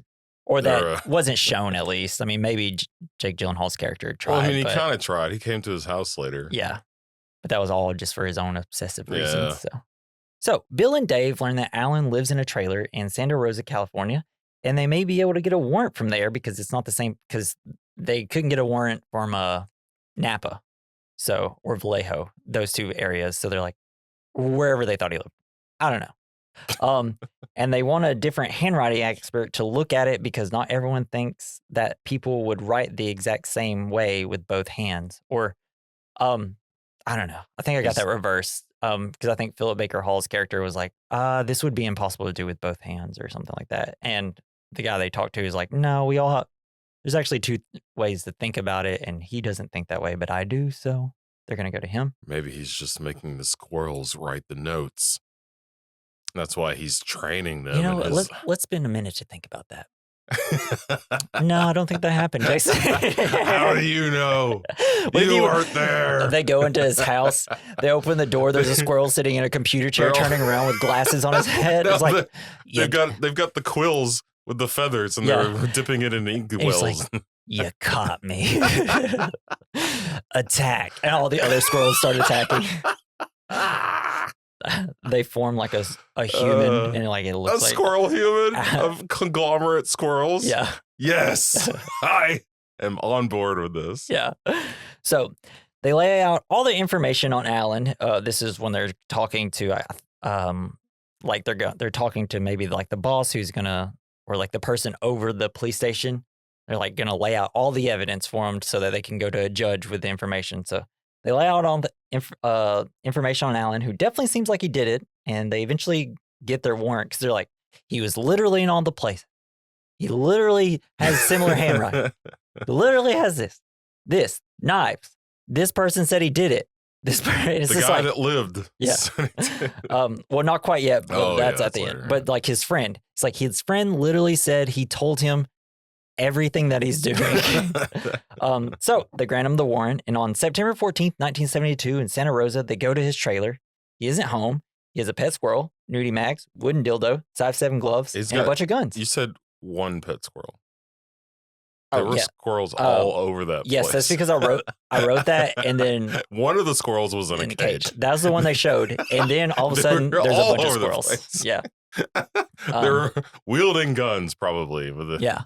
And it is funny because, like, you know, once again, true crime podcast, but not even that, but just like watching things or hearing things about people that you know, have like mental issues is like the way his trailer looked can be a sign of like a lot of those things, like keeping Hoarding rodents and animals. Yeah. just a messy house and things like that. Yeah, where I don't like, I don't know. It just seems like it does definitely seems like he has a weird OCD, like a Yeah. different OCD than like when you think of OCD. Yeah, dude. So and then Arthur shows up I wonder and if people in the neighborhood know him as the squirrel guy. he's the squirrel killer. Why are they in his freezer? Yeah. What are we doing? He killed them. He's got like a little Frankenstein operation where he's bringing them back to life. It might be why he can go like a year or so without killing somebody. He's just killing the squirrels. Oh, Wanders in his house. genius. But then Arthur shows up outside in a pretty nice car and in the sexiest pair of tiny shorts you could see on a man. That is true. That kind of shocked me. Yeah. But this was the 70s, right? Yeah. And shorts must have been a new thing back then. Yeah. Shorts. My God, I've never heard of a short. Are you saying some sort of short pants? Are those pants? That's crazy. Now, if pants, they usually go to your ankles, correctly? And where do these end? These don't even at go your to knees. They don't even reach your knees. By God, I didn't think it was impossible. So yeah, and then it cuts to the scene, and they're like, "Yeah, everything you got doesn't match. So investigate someone else." And they're like, "Fuck!" Like, oh man, that has to be so frustrating, though. that would be. Like if you're a detective, it's like all signs point to this is the only possible person, and if it's not this person, then this is the weirdest thing that has ever happened to me in my life. That's true. And then like Dave's boss is like, "Do you want some time off? It seems like you might need it." Yeah, he definitely does. He's like, "Sure, I'll go see a great movie." Yeah. You ever heard of Dirty Harry? Now, what do you think the intentions of this movie was? It's based off the Zodiac killer. Yeah. And maybe also rules. Great. And Jake Gyllenhaal's in the same theater. Like, did he ask him to go? It's like they all just. It's a bunch of. It's probably the premiere night and one of the biggest movies of the fucking decade. Everybody in California was super obsessed with the movie, so because of the Zodiac killer. Yeah. At a screening of Dirty Harry, Graysmith meets Dave for the first time. He tells him he's gonna catch him. Graysmith says to Dave that you'll catch him, man. And then we cut a few years. It's 1977 now. Avery leaves the Chronicle. Bill quits the homicide division because, you know, he wants to see his kids. Yeah. Graysmith visits Avery, who lives on a houseboat and looks pretty rough. The houseboat There's looks pretty fun. Weed, drugs, alcohol. Yeah, he's having a great time. Yeah. Why are you bothering him? And he's watching himself lose horribly at Pong. I know. I think maybe he just set it off as an experiment. Do you remember the movie WALL-E, the Disney one? Yeah. Where he just plays Pong by himself for years and hundreds of years? Mm-hmm. I think maybe there's a tie. Maybe that's where they got the idea for Pong. Is the Zodiac killer. And he just lived forever. Yeah, yeah. Maybe it's a stretch. Yeah, or maybe they invented time travel and Wally figured it out and he went back in time and then he's just like, I like Zodiacs. Yeah. So Avery tells him, he tells Avery that he should write a book. Graysmith does. Avery tells him more people die all the time than the Zodiac ever killed. Avery gets pissy and Graysmith leaves. That is true. Yeah, because that's going to be something now in like the last half of the movie where once everybody's off the case, they're like, or, you know, once a few years pass, it's like, people die all the time. This guy killed 5 people and we couldn't catch him.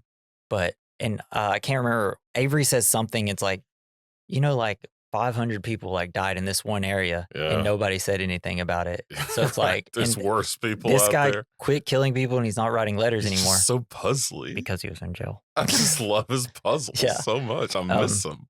But it is, it's also, even though it's just a very sad line in the movie. Where it's like, yeah, you're right. People are getting murdered all the time. Ruin our life looking for this one dude. Nothing in this movie will make you feel good about life. No. So Graysmith continues his own in-depth investigation, interviewing witnesses and police detectives involved in the case. He takes Dave out for lunch. He tells Dave that at certain military libraries that cipher books have been stolen. And it's all the same libraries that eventually will learn Arthur Lee Allen would, be at. He tells Dave that Dave sends him to other detectives in other cities. They allow him to search in a room filled with Zodiac files. Was that your car turning around? Yeah. Yep, essentially. My brain car.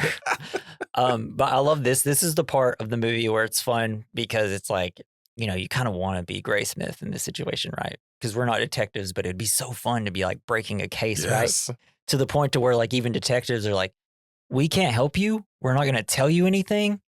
We gave up. But maybe these names help. Yeah, that was really cool. Yeah, it's fun. And then like, because he's able to save Dave's name to all these people.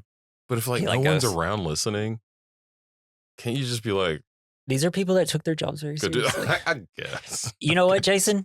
You know how whenever we say like, oh man, they would have caught a killer if it wasn't for these bad detectives or something like this.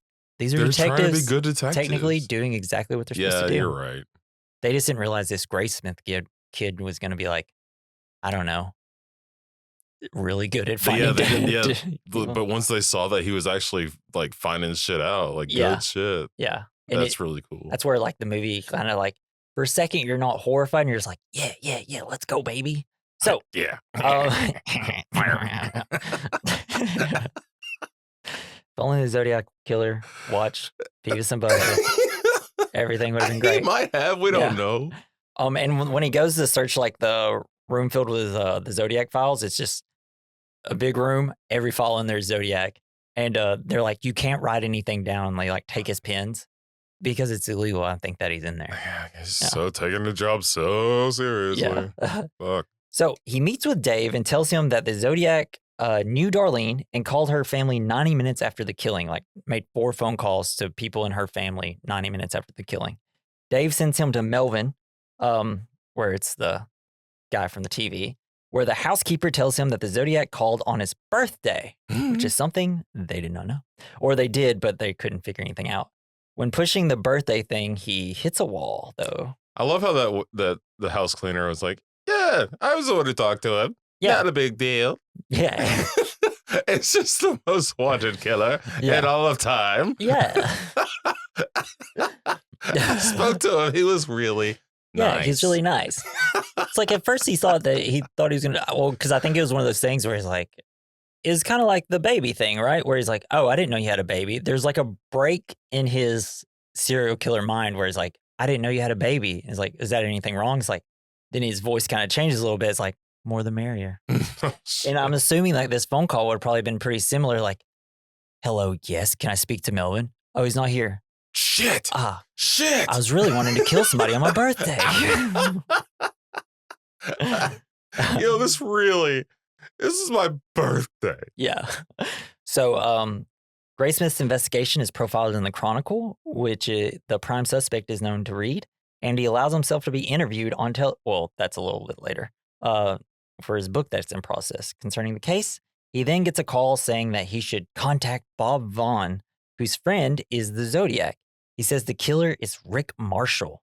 He then meets with a handwriting expert to talk, Philip Baker Hall. He then learns that the expert also had Wallace Penny, the same guy that called Graysmith, telling him to look at Rick Marshall. He eventually gives Graysmith his number. So, obsessing over the unsolved case, he begins receiving anonymous phone calls with heavy breathing. He's peeling an And it's like orange. the same thing that Darlene and the family stuff got after her killing. So the Napa detective tells him that Rick Marshall was the #1 suspect that he had. He was in the Navy and learned how to code, apparently. So he calls Penny and figures out that Rick Marshall wrote movie posters. The posters are the closest thing that matches the letters, everything but the K. So suddenly a new letter comes in. Someone apparently thinks Dave wrote the letter himself and got kicked out of the police force. He meets Graysmith meets an angry Dave, and Dave tells him that the expert got fired for drinking. Dave does not believe Rick Marshall is the killer. Yeah, I put that line that he's like, he got fired for drinking. That was Philip Baker Hall's character. God, and this is Because the 70s. Graysmith didn't know about it. Like, you had to drink a lot Yeah. to get fired back then. For real. As long as you weren't doing drugs, it was okay. And then even in some professions, if you're doing drugs, that was okay. I feel like as long as you make it to work without running anyone over, Yeah. you're probably fine. So, because of his submersion in the case, like having his kids help, Graysmith loses his job, and his wife, Melanie, leaves him because she was mad that they showed his face on TV when talking about the book. And she took the children with her. Good she on asked, you. like, why do you keep doing this? Why do you need to do this? Like, I need to know. I need to look him in the eye and know he did it. Yeah. Obsession. Obsession. So Graysmith meets with Vaughn and goes to his house. Never go to the second That was location. creepy. No second locations. Well, did they really have a first location? Yeah, he's gonna meet him at a coffee shop. Oh. Yeah. Yeah. And yeah, just this come to my basement. This is the most terrifying scene that does not have a murder in it. You're right. It was super fucking creepy. Yeah. So Graysmith brings up The Most Dangerous Game, a movie that Vaughn likes, and that they showed around the times of the first killing. Apparently, in the film reel, the symbol of the Zodiac can be seen. When he brings up how Rick drew the posters, Vaughn says that he drew the posters, and Graysmith is immediately scared. Yeah. But not scared enough to leave yet. Then Vaughn wants to show him when they last showed The Most Dangerous Game, which is in the basement. Yes. Which he's like, not a lot of people have basements in California. He's like, but I do. I do. He goes down with him and then starts hearing footsteps above him. And he's like, is anybody else in the house? Is there anybody else here? Vaughn tells him they ran the movie 9 weeks before the first killing. He then hightails it out of there. He runs to the door and he's like, I can't get it open. Yeah, he's got one of those fucking doors where you got to unlock it from the inside. Yeah. God damn it. So then he comes up and just unlocks it and lets him go. I've only ever seen that in one other movie that we did. The one with the dinner party one. With they locked him John inside. Carroll Lynch. Yes. Yes. I don't know, man. That's fucking terrible. Yeah. If there's not a fucking deadbolt thingy on there, I'm not going in your house. I'll just jump through the window. Well, I say that. I would not have thought that. I would have panicked and done the same thing he did. I don't know. I've successfully kicked in a couple of doors. Really? I feel like I could try at least. Yeah. I'd break at least a couple of windows in the process. When I was younger, we lived in a trailer, and then we got a new trailer, and it was one of those, they brought it. And so we were tearing down the old house or trailer, and it was fun. Like, people were like running through the drywall and stuff just because it's fun. Driving a car through it. And so when like they were taking a break and I was just kind of in it, and I was like, I'm going to kick down a door. Couldn't do it. Oh. You know the scene in Cloverfield when the lead character tries to kick the door and he like pushes himself back into the wall? Yeah. Very similar to how I did it. So. You're just not a big enough boy, Jesse. Yeah. You eat your Wheaties. So Graysmith visits Linda, who was a friend of Darlene's. She mentions that Darlene was stalked by Zodiac before her murder. A weird guy attended her party 2 weeks before she was killed. Says his nickname was Lee. Bum, bum, bum. But yeah, and I love in this scene because he kind of starts getting frustrated at her. He's like, his name was Rick, right? You remember his name was Rick. It's like, it definitely wasn't Rick. His name was Rick. And then he gets mad and starts to leave. And she's like, it was Lee. Was that in a women's prison? I guess. She was in prison. So. Yeah. Well, oh, gotcha. I was going to my middle name's Lee. I was going to make it sound douchey. I was like, well, geez, was in prison and a woman. So, yeah. So he tells Jack at the Vallejo Police Department his finding, and he waves him off. So Graysmith, because he comes in the middle of the night. Yeah, and because he's like, look, I have all this information. They're just like, he's like, I'm calling the police. And then he's just like, get away from my house. There's like nothing we can do about it.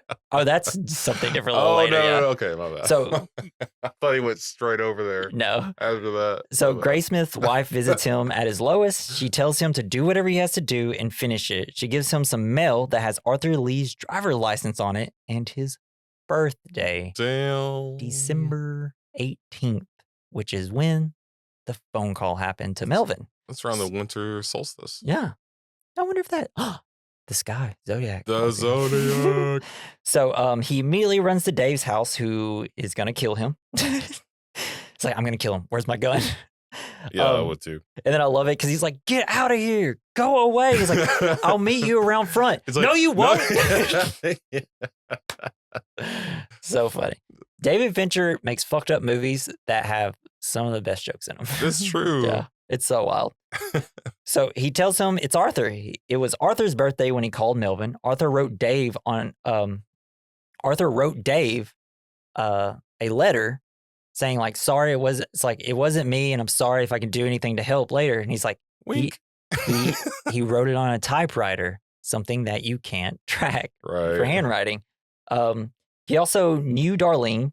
When Dave brings up that he cleared handwriting, Graysmith says the same one that drinks every day and got fired for it. Oh, shit. They go to a diner. Graysmith goes through all the circumstantial evidence, like the fact that the letter stopped after Lee was arrested, and after release, another letter is sent after he was released from prison.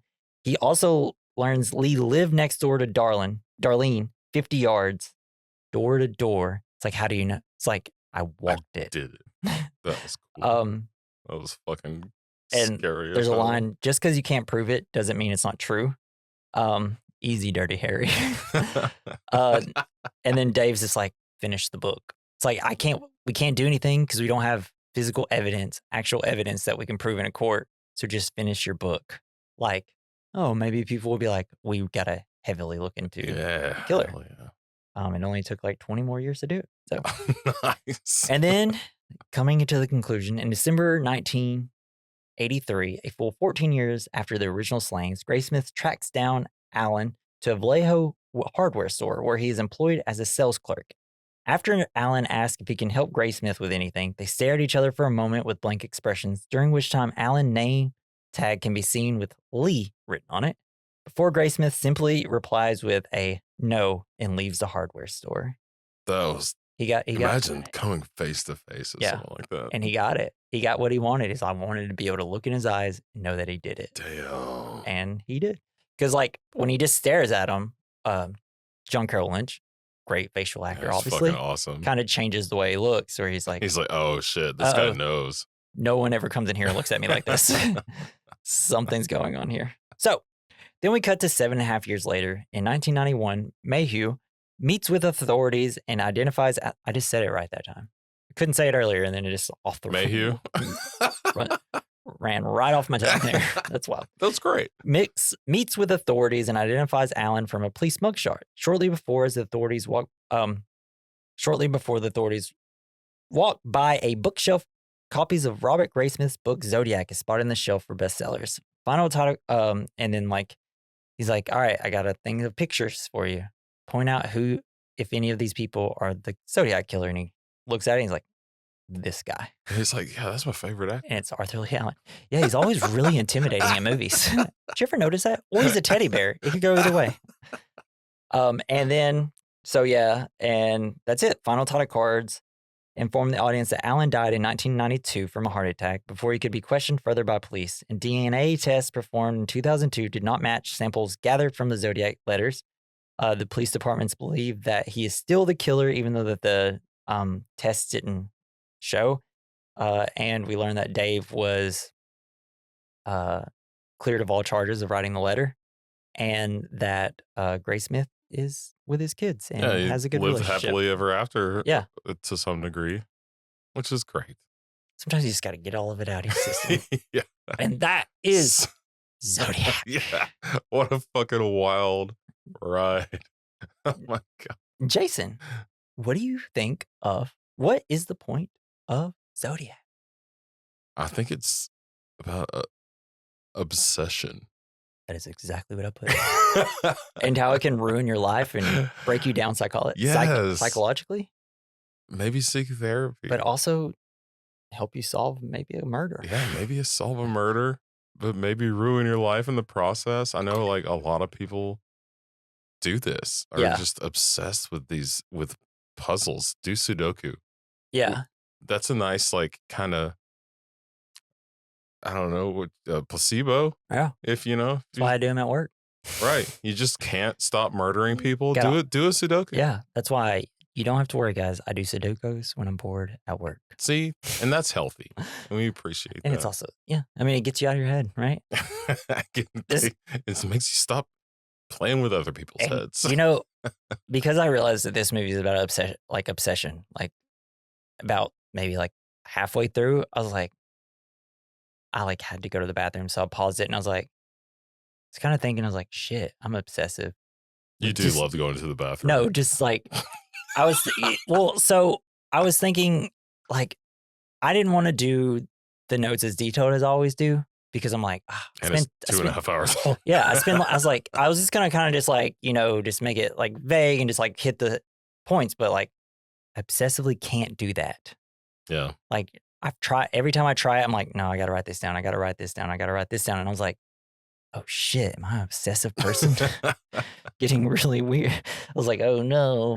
But then I see it in other things in my life that I do. And I was like, oh, maybe I should talk to somebody about it. I wish that I had that kind of drive. Yeah. Well, it's like, it's not about a lot of things. It's only about like certain things. I don't know. I was like, oh, thanks, Zodiac. You got things that you made me think about things. Well, people just need outlets, Yeah. Have a hobby, right? Yeah, play video games. I don't know.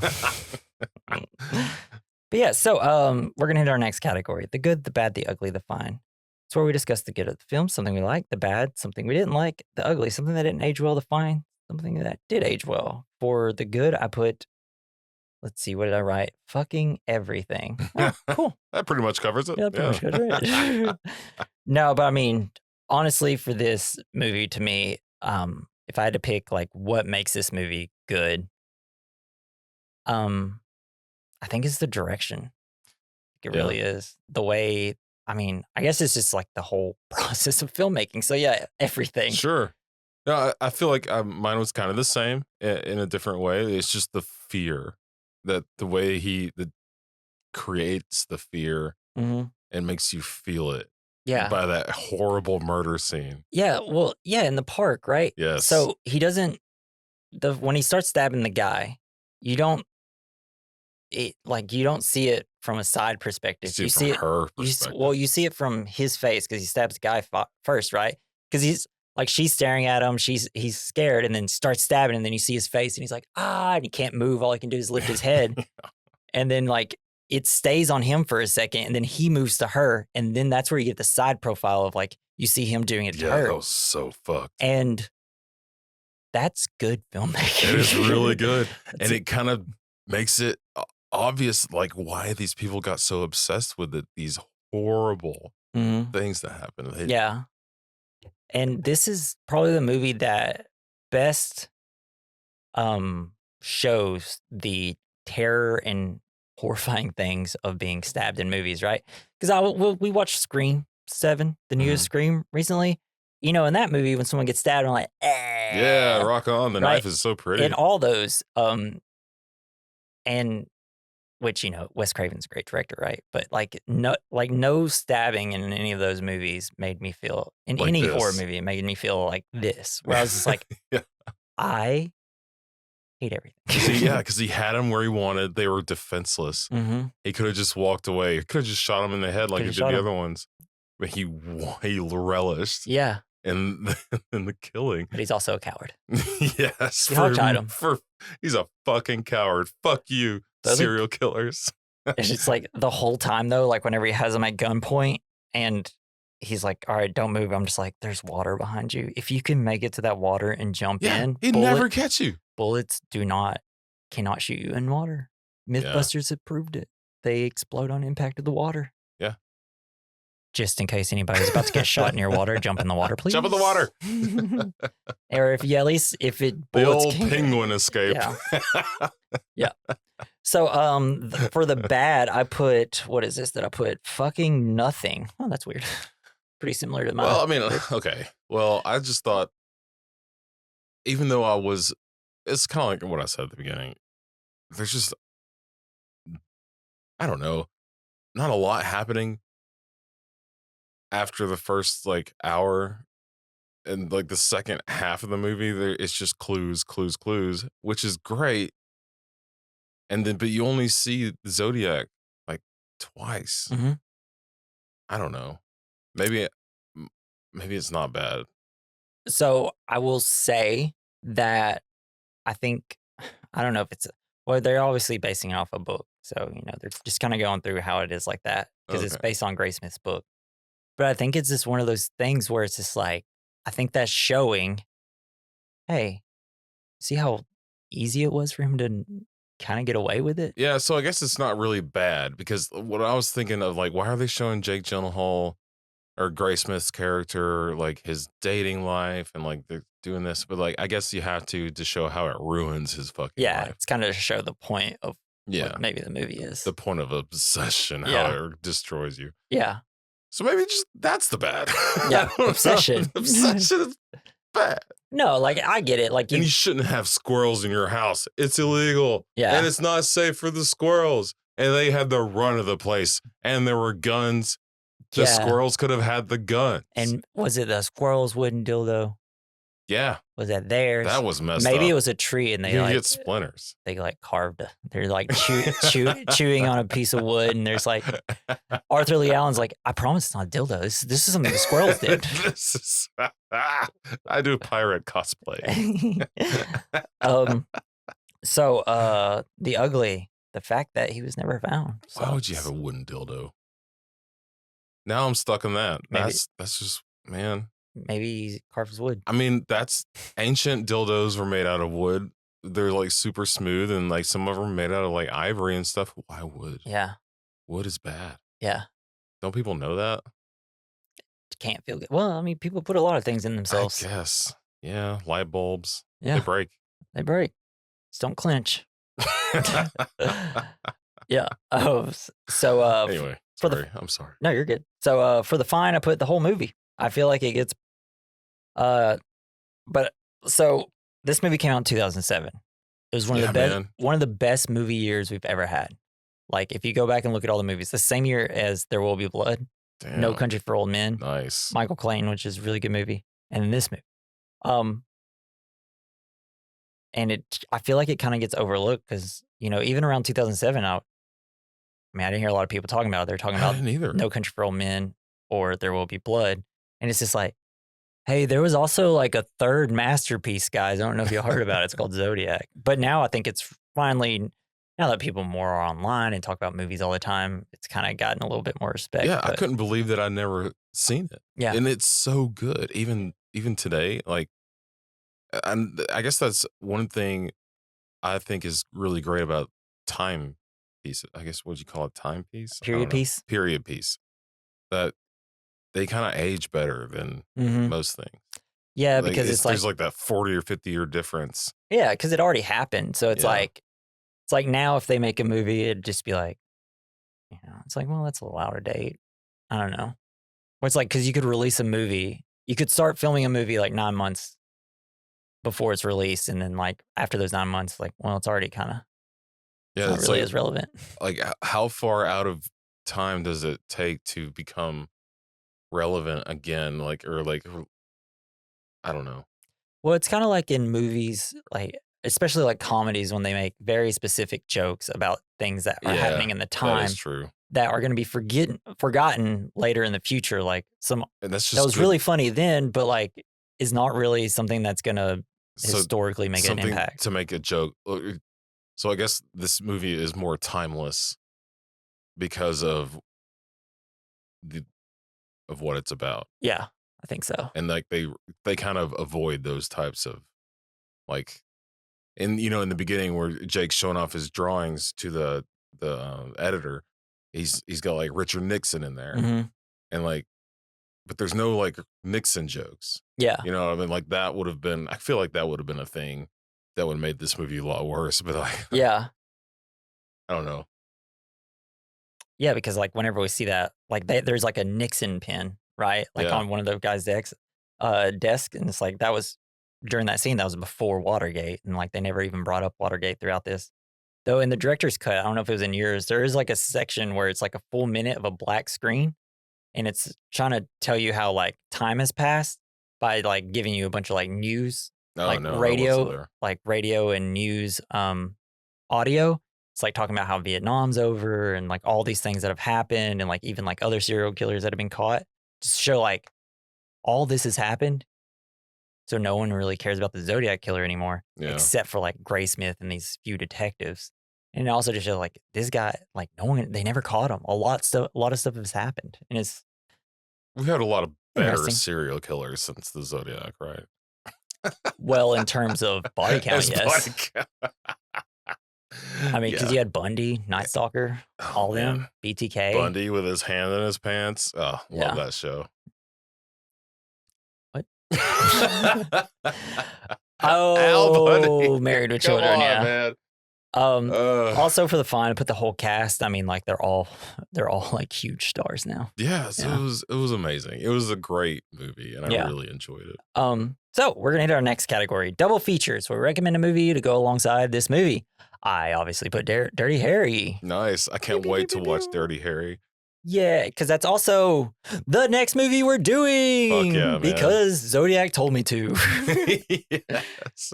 You read it today in the paper. Yeah. So what was your double feature? Yeah, I loved Donnie Darko. Yeah. So it is so surreal, and there's so much just like lore, I guess, surrounding the movie. I fell in love with it. Yeah, Immediately. and something about Jake Gyllenhaal in like his career, especially in the 2000s, is he has a very childlike feel to him. Even Yeah. in this film, right? He does. He has like a childlike feel Like, to him. every time he was like had kids, I was like, what? What? Yeah. Why do you You've have a got kid? Well, you have 3 kids Yeah. now? Like you got a baby And- at night talking to a detective? Like, what the fuck, man? You're like 19. Yeah.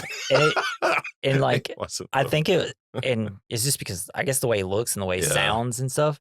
But there's like the part where he's talking to the bunny and he kind of like giggles at him. He's like, "What are you talking about, bunny?" And it's just fantastic. But it was I the don't know. first, Donnie Darko was like the first movie where it really got into like the psychological, like, I don't know. Like, So I feel like it's a lot of, young adults like first like mind fucking, bender. Yeah. have you ever thought about this, man? Yeah, Like, but like with the time travel and shit. like this crazy shit coming out of their chest, like guiding them through the, So good.